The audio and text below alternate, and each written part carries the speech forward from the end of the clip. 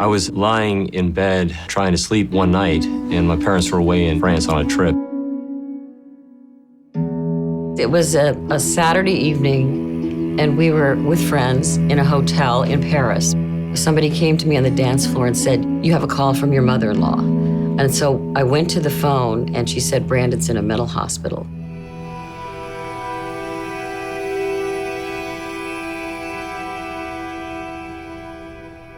All the emotions that had been building up, all the stress that had been building up in the right side of my head came to a point of tension and it snapped. And it's like half my awareness vanished.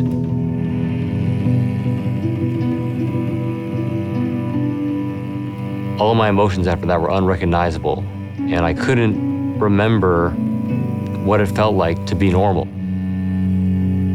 He had had a psychotic break. He was very, very, very likely suffering from schizophrenia.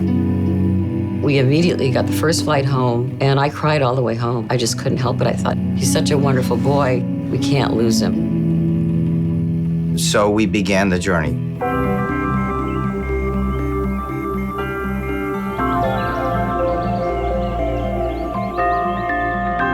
Three and a half years later, he graduates on time with honors with a dual major.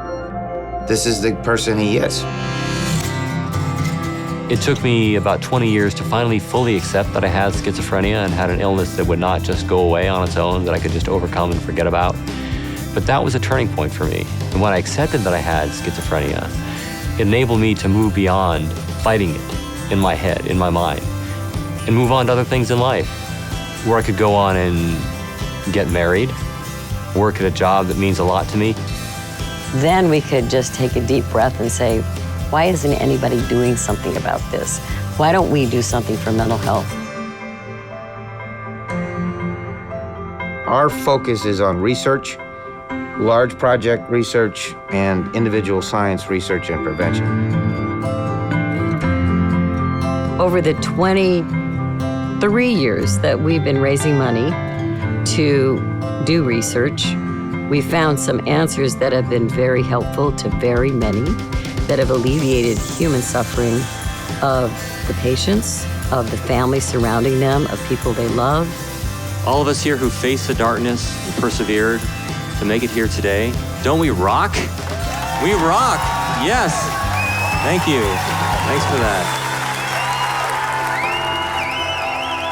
Over time, Brandon, I think, understood how powerful it was for him to be doing as well as he was, and to help other people and their families with the illness see that a life that's a wonderful life was possible.